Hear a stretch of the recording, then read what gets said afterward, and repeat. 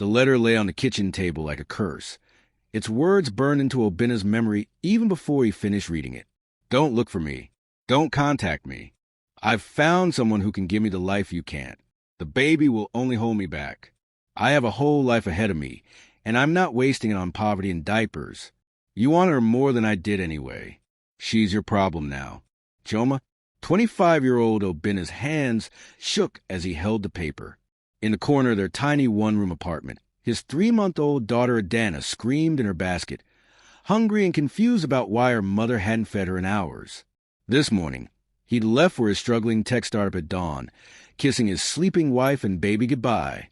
Tonight, he returned to find half their belongings gone, his wife vanished, and his daughter alone, diaper-soaked, crying herself hoarse. Chioma had left them, just walked away, because they were poor, because he was still building his business, because motherhood wasn't glamorous enough for her. Obina picked up his daughter with trembling hands. She was so small, so fragile, so completely dependent on him, and he had no idea how to do this alone. The next 2 years were a blur of impossible choices. Obina worked 18-hour days trying to keep his startup alive while caring for an infant. He attended investor meetings with baby spit up on his shirt. He coded with one hand while rocking a crying baby with the other. He failed at both. The business struggled, and his daughter cried constantly because he didn't know how to soothe her. He was drowning. Then his mother, Mama Ngozi, arrived from their village, took one look at the chaos, and made a decision. "Give me my granddaughter," she said firmly, gathering little Adana into her arms. "You focus on your work. Build something. I'll raise her properly." "Mama, I can't ask you to." "You're not asking. I'm telling." Her eyes were fierce with love. Her mother was a fool to abandon this blessing. "But I won't let that fool's mistake destroy both of you. Go. Work. Make something of yourself. I'll make sure this child knows she's loved." So Obina did. He poured himself into his work with desperate intensity. And slowly, painfully, his tech company began to succeed. 7 years passed. Obina's AI and software solutions company exploded into one of Nigeria's biggest tech success stories. He became a billionaire before his 33rd birthday. And every week, he visited his mother's modest home in the suburbs to see his daughter. Adana was 7 years old, bright-eyed and happy. She called her grandmother Mama and ran to Obina shouting Daddy when he arrived. She was thriving, loved, secure, joyful. Everything her biological mother had failed to give her, Mama Ngozi provided in abundance. "Stop feeling guilty," Mama Ngozi told him one evening as they watched Adana play in the garden. "You gave her security. I gave her love.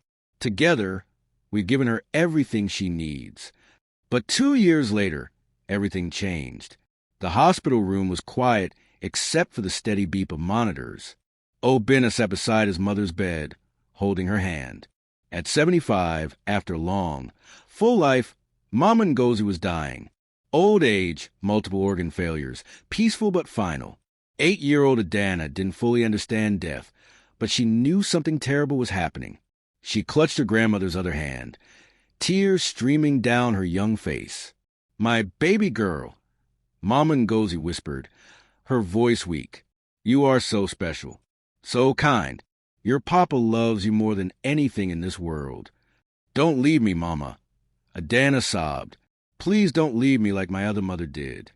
The word stabbed Obina's heart. His daughter carried abandonment trauma. She didn't even consciously remember. "I'll always watch over you," Mama Ngozi promised. Then to Obina, "Take care of my baby. Protect her. She's precious." "I will, Mama. I promise." Mama Ngozi died peacefully that night, her hand in Adana's. The months that followed were impossibly hard. 8-year-old Adana was drowning in grief, clingy and frightened. Obina tried his best, but he had critical business trips, deals that couldn't be postponed, meetings worth millions. He couldn't bring a grieving child to international negotiations, but he couldn't leave her alone either. He tried nannies. Adana hated them all. She wanted her mama back. She wanted her father. She wanted someone to love her the way Mama Ngozi had. 6 months after the funeral, Obina met Ifeoma at a business conference. She was elegant, well-spoken, a widow with a 10-year-old son named Chakudi. She talked eloquently about the challenges of single parenthood, about how much she missed her late husband, about how important family was. When she met Adana, she was warm and patient. When she spoke about parenting, she seemed to genuinely understand. And she had a son. Surely a woman who'd successfully raised her own child would know how to love his daughter. I don't believe in hiring strangers to raise children, Ifeoma told him when he mentioned getting a maid. A mother should be hands-on. Your daughter needs a woman's touch, not a servant's care. I can manage the household myself. That's what wives do. Obinna found this beautiful, traditional, perfect. They married 3 months later in a small ceremony. Ifeoma and Chakudi moved into his mansion in Lekki. Adana, now 10 years old and desperate for maternal love, was hopeful. "Will you be my new mama?" she asked Ifeoma on the wedding day. Ifeoma smiled sweetly, stroking Adana's cheek. "Of course, my dear. We're family now." For days later, Obinna had his first major business trip since the wedding, 1 week in South Africa for expansion deals. As his car pulled away from the mansion, he looked back. Ifeoma stood at the door, waving gracefully, Adana beside her. His new wife and his daughter. A family. Finally, he could focus on work without guilt. The moment his car disappeared from view, Ifeoma's smile vanished. She turned to Adana with a cold, hard expression the child had never seen before. "Go to your room," she said, her voice ice. "There's a uniform on your bed. Put it on. Your real work starts now." 10-year-old Adana's stomach dropped. "Uniform? What?" "Move. Now." Confused and frightened, Adana ran to her room. On her bed lay a gray cotton maid's dress. And as she stared at it, too young to understand what was happening but old enough to feel afraid, she heard Ifeoma's voice calling from downstairs. "And when you're dressed, get to the kitchen. You have breakfast to cook. My son doesn't wait." The nightmare had begun. Obinna has no idea he's just left his daughter with a monster. What will Ifeoma do to innocent 10-year-old Adana? Don't miss the next chapter where the nightmare begins. Like this video. Subscribe to African Tales by Zion and turn on notifications for the next chapter. Adana stared at the gray dress, her 10-year-old mind struggling to make sense of it. It looked like what the housemaids wore in her friend homes. But why would her new stepmother want her to wear this? "Adana!" Ifeoma's voice cut through her confusion. "I don't hear movement. Do you want to start your first day with punishment?" "Punishment?" Adana's hands trembled as she changed into uniform. It was too big, hanging loosely on her small frame. When she looked in the mirror, she barely recognized herself. In the kitchen, Ifeoma stood with her arms crossed. Chakudi sitting at the table playing a game on his phone. "You're slow," Ifeoma said coldly. "That's your first lesson learned. Now cook breakfast. Eggs, toast, tea." I don't know how to cook," Adana whispered. "Mama Ngozi always." The slap came so fast Adana didn't see it coming. Her cheek exploded in pain. "Your grandmother spoiled you. I'm fixing that. Girls must learn to cook, clean, and serve. That's your purpose. Now move." Tears streaming down her face, 10-year-old Adana tried. She cracked eggs, getting shells everywhere. She burned the toast. She spilled the tea. Every mistake earned Ifeoma's sharp tongue and sometimes her hand. Chakudi watched with a smirk. "You can't even cook? What kind of girl are you?" "A useless one," Ifeoma said. "But she'll learn.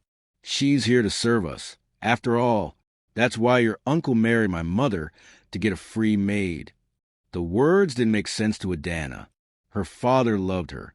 He'd married Ifeoma to give her a mother, hadn't he? The rules came fast and brutal. Adana would wake at 5 a.m. every morning. She would cook breakfast, clean the entire house, do all the laundry, and serve Chakudi whenever he demanded. She would eat only after Ifeoma and Chakudi finished, and only if there were leftovers. But what about school?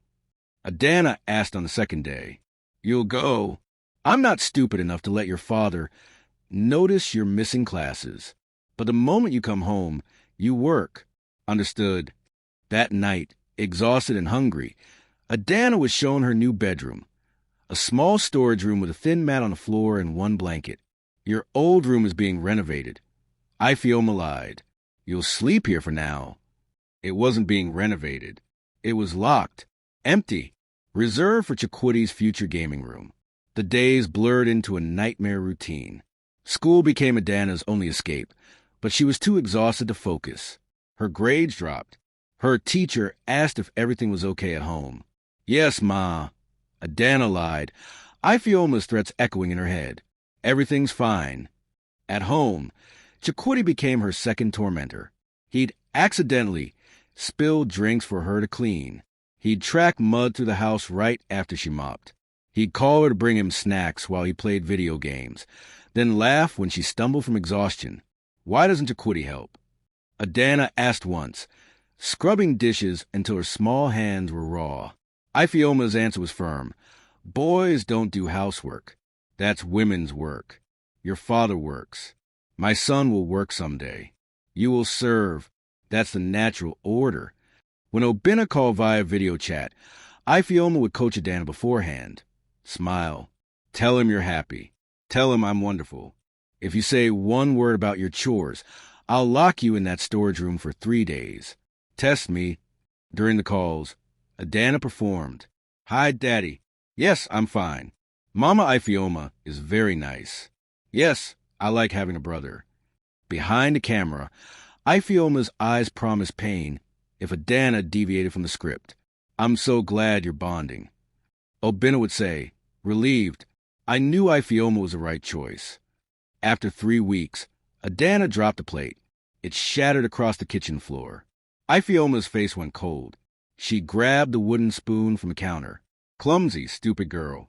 The beating was swift and brutal. 10-year-old Adana curled into a ball, trying to protect herself, crying out for her daddy, for her mom and Ngozi, for anyone. When it stopped, Ifeoma dragged her to the storage room and locked the door. 8 hours. Maybe that will teach you to be more careful. In the darkness, Adana cried until she had no tears left. She was 10 years old. She didn't understand why this was happening. She didn't understand why her new mother hated her. She didn't understand why God had taken Mama Ngozi and given her this instead. When Obinna returned from his first trip, the transformation was startling. The house was spotless. Ifeoma was a gracious, attentive wife, and Adana was dressed in nice clothes, fed a real meal, smiling. You've lost weight, princess. Obinna noted with concern. She's a picky eater, Ifeoma said smoothly. Growing pains. I make sure she eats, but you know how children are. Adana wanted to scream the truth, but Ifeoma's hand rested on her shoulder, squeezing painfully, a silent threat. Everything okay, baby? Obinna asked. Adana looked at her father's kind face. She opened her mouth. Ifeoma's nails dug into her skin. Everything's great, Daddy, Adana whispered. The moment passed. Obinna left again 3 days later, and the cycle continued. 2 years passed in this hell. Adana grew from 10 to 12, but she grew small, thin, defeated. She stopped hoping her father would notice. She stopped believing rescue would come. She barely remembered what it felt like to be loved. The gray uniform became her second skin. The storage room became her world. The constant hunger became normal.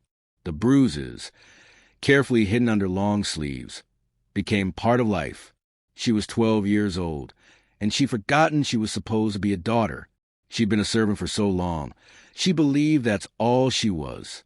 Then came the day that Obinna announced a month-long trip to Europe. Ifeoma and Chikwuti exchanged gleeful looks. A whole month to break her even more. But neither of them knew that Obinna's European deal would collapse in 1 week. Send him home 3 weeks early, on a random Tuesday morning, unannounced. The day everything would change. For 2 years, little Adana has suffered in silence. Will she survive, or will her father finally discover the truth? Like this video. Subscribe to African Tales by Zion, and don't miss the next chapter, where everything changes. The first week of Obinna's month-long European trip was the worst of Adana's life. Ifeoma and Chikwuti, emboldened by the promise of 4 weeks without supervision, dropped all pretense of restraint. 12-year-old Adana was worked like a machine, scrubbing every floor in the mansion on her hands and knees, washing windows until her arms ached, cooking elaborate meals and eating only scraps. "You missed a spot," Chakudi would say, deliberately spilling juice on the floor Adana had just cleaned. "Clean it again." When she was too slow, Ifeoma locked her in the storage room. When she was too fast, Ifeoma accused her of doing sloppy work and made her redo everything. On day 6, Adana collapsed while washing dishes. She simply couldn't stand anymore. Her legs gave out, and she crumpled to the kitchen floor. Ifeoma threw a glass of cold water in her face. "Get up. I don't pay you to sleep." "You don't pay me at all," Adana whispered without thinking. The slap split her lip. "What did you say?" "Nothing. I'm sorry." But in Europe, Obina's world was falling apart. His major acquisition deal, the reason for the month-long trip, had collapsed when the target company declared bankruptcy. His entire itinerary was now pointless. He booked a flight home that evening. He didn't call ahead. He wanted to surprise his family, arrive home early, spend extra time with Adana. He landed in Lagos on day 8 of the trip and drove straight home from the airport. It was 10 a.m. on a Tuesday when Obina's car pulled into his driveway. He felt good, optimistic. Yes, the deal had failed, but he'd see his daughter's face 3 weeks sooner than expected. That was worth more than any business victory.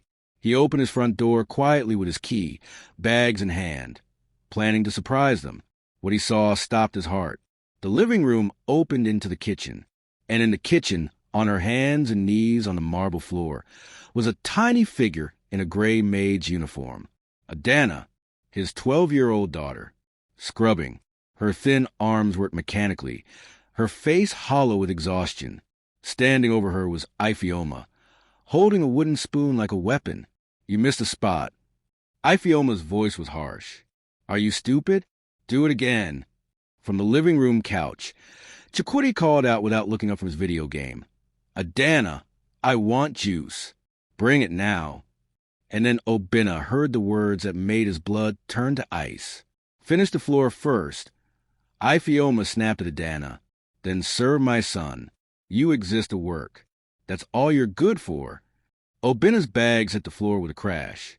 Everyone spun around. Ifeoma's face drained of color. Chakudi froze mid-game. And Adana, tiny, skeletal Adana in her gray uniform, looked up at her father with enormous eyes that held 2 years of suffering, and her face crumpled. She burst into tears. "What is this?" Obina's voice was deadly quiet. "Darling." Ifeoma's face transformed into a mask of surprise and joy, but her voice shook. "You're home early. This isn't. I was just teaching her responsibility." Teaching her responsibility. Obina repeated the words as if tasting poison. His eyes never left his daughter, 12 years old, in a maid's uniform, then as a skeleton, hands red and raw, trembling with exhaustion and fear. He looked at Chakudi, sitting on the couch like a prince, not a care in the world. He looked at Ifeoma, still holding that wooden spoon. "How long?" Obina's voice was barely above a whisper as he walked toward Adana. "How long has this been happening?" Adana couldn't speak. She just sobbed, curling into herself as if expecting to be hit. The gesture, his daughter flinching away from him, broke something in Obina's chest. "She's being dramatic." Ifeoma's voice rose with desperation. "I've been raising her, teaching her life skills, making her useful." Useful? Obina knelt beside his daughter. Up close, it was so much worse. Her collarbone jutted sharply beneath the gray uniform. Her cheeks were hollow. Her arms were covered in old bruises. Her hands, God, her hands were calloused and scarred like a laborer's. "Baby," he said gently, "how long?" "Since you left on the first trip?" Adana whispered, her voice hoarse. 2 years, Daddy. 2 years. The number hit Obina like a physical blow. 2 years. 730 days. While he'd been building his empire, his daughter had been living in hell. He stood slowly, and his rage was cold and terrible. "You," he looked at Ifeoma, "you tortured my daughter for 2 years. I disciplined her. Girls need to learn. She's 12. Obina roared, and Ifioma actually stepped back. She's not your maid. She's not your servant. She's my daughter. You're always gone. Ifioma's desperation made her vicious. Someone had to teach her. Girls need to learn housework. Boys don't. Boys don't do housework, right? Obina's laugh was bitter. Is that what you told her? While your son sat on his ass like a king. Chikwudi tried to speak. Uncle Obina, don't. Obina's finger pointed at the boy. Don't say a word. You're 12 years old, the same age as her. And you let her be your servant? You helped torture her? Chikwudi paled. Obina turned and walked to the house, throwing open doors. He found the storage room with its thin mat and single blanket. He found Adana's real bedroom, locked and empty, converted into a gaming room for Chikwudi. He returned to the kitchen, pulled out his phone, and began dialing. What are you doing? Ifioma's voice rose with panic. Calling the police. No. She lunged forward, but Obina blocked her. Please, I made a mistake. Don't destroy my life. Think of my son. You destroyed my daughter's life for 2 years. You tortured a child. You think I care about your life now. If you call them, I'll tell everyone you abused her. Ifioma's last desperate card. Who will they believe? A respectable wife or a man who's never home? I'll destroy you. I'll say you beat her, that you knew everything, that you're the monster. Your reputation will. Obina looked at her with something like pity. Then he looked at Adana, still crumpled on the floor, watching with terrified hope in her eyes. His daughter needed to know she mattered more than his reputation. His daughter needed to see justice. His daughter needed to know he would fight for her, no matter the cost. He pressed the call button. Lagos Police? Yes, I need to report child abuse at my residence. My address is... Ifioma's face went from smug to panicked. You fool! I'll destroy you. You already destroyed the most important thing in my life. Obina said quietly, my daughter's childhood, my daughter's trust, my daughter's belief that anyone would protect her. You will pay for every single day you stole from her. And as police sirens began to wail in the distance, Obina walked to his daughter, pulled her into his arms, and held her as she sobbed against his chest for the first time in 2 years. I'm sorry, he whispered. I'm so sorry I didn't know. I'm so sorry I failed you. But I promise you, I swear to you, she will never hurt you again. Adana clung to her father like a drowning person clings to a life raft. And for the first time in 2 years, she let herself believe that maybe, just maybe, the nightmare was finally over. Obina has discovered the horrible truth. But will Ifioma face justice? Don't miss the next chapter where justice is served. Subscribe to African Tales by Zion and turn on notifications. The police arrive within 20 minutes, followed by social workers and paramedics. Obina's mansion, usually a symbol of his success, became a crime scene. Detective Okafor, a stern woman with kind eyes, interviewed Adana gently in a separate room.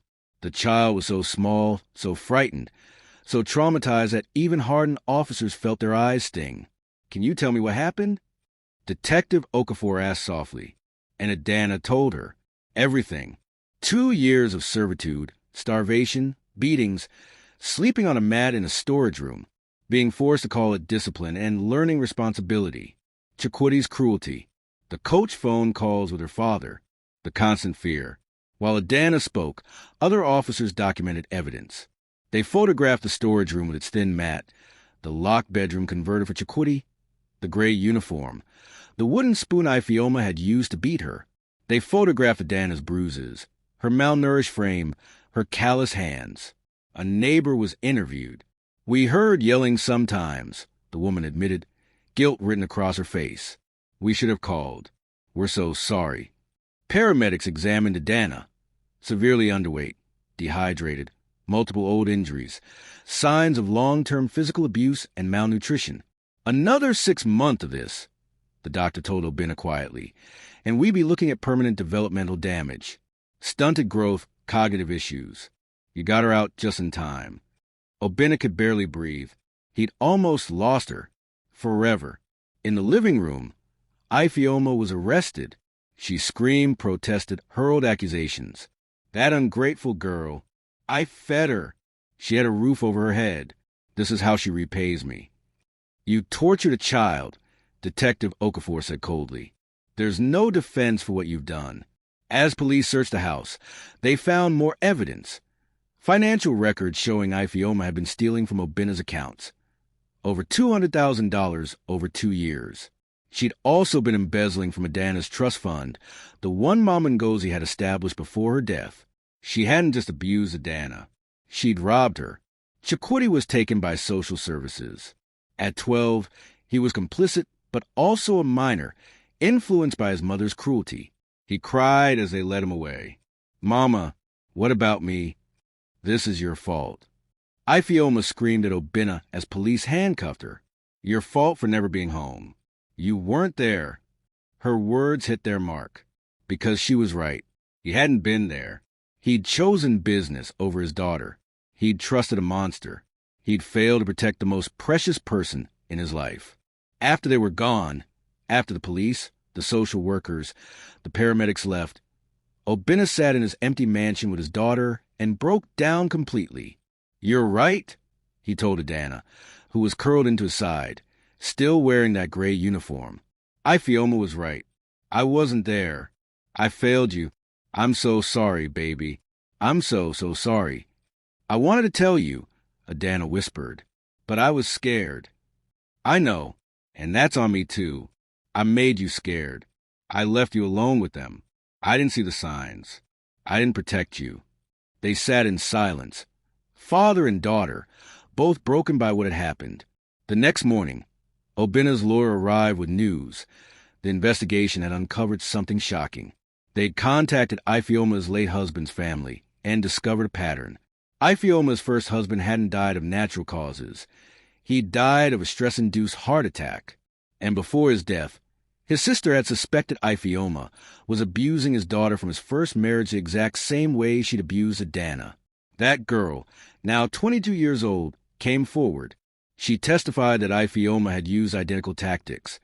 The maid uniform, the servitude, the boys don't do housework rhetoric, the abuse whenever the father traveled for work. Ifeoma was a serial child abuser. She targeted widowers with daughters, married them for money, and turned their children into unpaid servants. This was what she did. The trial, 3 months later, was swift. The evidence was overwhelming. The judge's face was grim as she read the charges. Child abuse, child endangerment, fraud, embezzlement, theft. You are a predator, the judge said, looking at Ifeoma with disgust. You systematically abuse vulnerable children whose only crime was having absent fathers and dead mothers. You exploited their grief and their loneliness. You are a danger to any child you encounter. Verdict: guilty on all counts. Sentence: 12 years in prison. Ifeoma screamed as they led her away. She cursed Obina, cursed Adana, cursed everyone. She showed no remorse, no understanding of what she'd done. In the courtroom gallery, Obina held his daughter, now 12 and a half, healthier after 3 months of proper care, but still fragile. She watched her abuser being taken away, and she whispered, "Is it really over?" "It's really over," Obina promised. "She can never hurt you again." But the legal justice was only the beginning. The healing was going to take much longer. Adana was in therapy twice a week. She had nightmares. She hoarded food in her room, unable to break the survival habit. She flinched when people raised their voices. She cried at random moments, grief and trauma bubbling up unexpectedly. But slowly, gradually, with intensive therapy and her father's constant presence, she began to heal. Obina had restructured his entire life. He promoted trusted executives to handle his travel, cut his business trips by 80%, and worked from home as much as possible. His daughter was a priority now, not his empire, not his reputation. 6 months after the trial, they visited Mama Ngozi's grave together. Adana placed flowers on the headstone and spoke to her grandmother as if she could hear. "Mama, I'm sorry I forgot your lessons. I'm sorry I let that woman make me forget I was loved. But Daddy saved me. He's here now, and I think I'm going to be okay. Obina stood behind her, tears running down his face. She'd be proud of you, baby. So proud. That night, Adana asked a question that had haunted her for years. Daddy, why did my first mother leave me? Was I bad? Obina's heart broke all over again. No, baby, never. Your mother left because she wasn't ready to be a mother. She chose herself over us. That was her failure, not yours. You were perfect. You are perfect.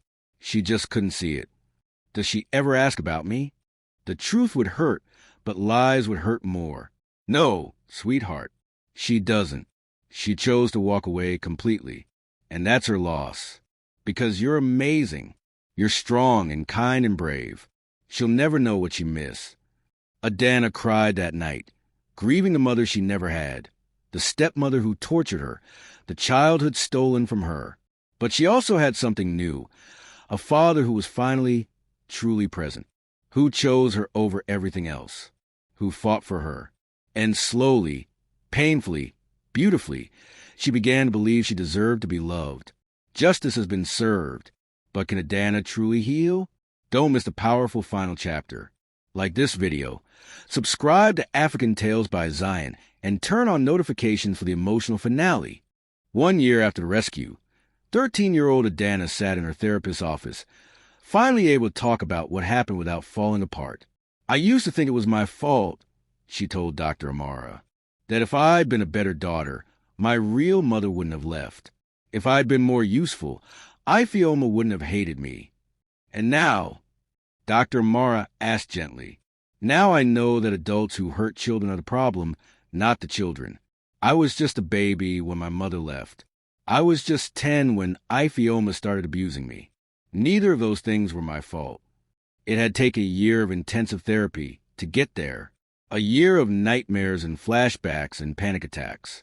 A year of learning to trust again, to believe she deserved kindness, to understand that not all women were like Chioma or Ifeoma. The physical healing had come faster. Adana had gained weight, grown taller, and looked like a healthy 13-year-old now. But the emotional scars, those would take longer. At home, things were different too. Obina had sold a mansion, too many bad memories, and bought a smaller, warmer house. Not a showpiece, but a home. He'd hired Mama Mercy, an elderly woman who'd been Mama Ngozi's friend, to help with cooking and cleaning. But most importantly, he was present. Every morning, he made Adana breakfast. Every evening, they ate dinner together. Every night, he tucked her in, even though she was 13 and protested she was too old. Humor me, he'd say. I missed too many tucking-ins already. One afternoon, they were cooking together. Adana was learning to cook again, but this time for fun, not servitude. When she burned the eggs, she froze, terror flashing across her face, bracing for a blow that wasn't coming. Obina saw it. He put down his spatula and pulled her into a hug. It's okay to burn eggs, baby. It's just food. It doesn't mean you're bad or useless or deserve punishment. It just means the stove was too hot. That's all. Adana cried into his chest. I know that in my head, but my body still thinks. I know it takes time. We'll get there. The hardest conversation came one evening when Adana asked, Daddy, will you ever get married again? Obina was quiet for a long moment. Maybe someday. But never again will I prioritize finding you a mother over making sure you're safe. You're my priority. Always. What if I said I don't want another mother? What if I just want you and me and Mama Mercy? Then that's what we'll be. A family doesn't have to look like everyone else's. We get to decide what works for us. I get to decide? You get to have a voice now, Adana. You get to choose. That's what being safe means. Inspired by their experience, Obina and Adana started the Mama Ngozi Foundation, funding programs to help children in abusive situations. They provided therapy, legal aid, emergency removals, and education about recognizing abuse. At the foundation's launch, 13-year-old Adana spoke to a room full of child welfare advocates, her voice steady despite her fear. I was abused for 2 years, she said. And I couldn't tell anyone because I was scared and didn't think anyone would believe me. But I want every child to know, if someone is hurting you, tell someone. Tell a teacher. Tell a neighbor. Tell the police. Keep telling until someone listens, because you deserve to be safe. You deserve to be loved. And what's happening to you is not your fault. The room erupted in applause. Obina, standing at the back, could barely see through his tears. 2 years after the rescue, 15-year-old Adana was thriving. She'd made friends at her new school. Her grades were excellent. She joined the debate team and discovered she loved public speaking. She was even laughing again. Real laughter, not the fake kind she performed for Ifioma. She still had hard days. Therapy was ongoing. Sometimes the nightmares returned. Sometimes she still flinched at Ray's voices. Healing wasn't linear, but she was healing. One evening, they visited Mama Ngozi's grave together. Adana had brought flowers, her grandmother's favorites. "Hi, Mama," she said softly, arranging the flowers. "I'm 15 now. Can you believe it? I'm taller than Daddy expected." She smiled. "A lot has happened. Bad things. But Daddy saved me, and I'm okay now. I'm really okay." She paused and added, "I wish you'd met the girl I'm becoming. I think you'd be proud. Daddy says you're watching from heaven, and I hope that's true. I hope you know I never forgot how much you loved me. That love helped me survive." Obina knelt beside her. "She knows, baby, and she's proud. So proud." 3 years after the rescue, Adana was 16 and making plans for university. She wanted to study social work, to help children like herself, to use her pain to protect others. She'd also made peace with some hard truths. Her biological mother, Chioma, had never reached out, not once in 16 years. Adana had stopped waiting for that call, that letter, that explanation. Some women weren't meant to be mothers, and Chioma was one of them. And that was okay, because Adana had survived. She'd found her voice. She'd rebuilt herself from broken pieces.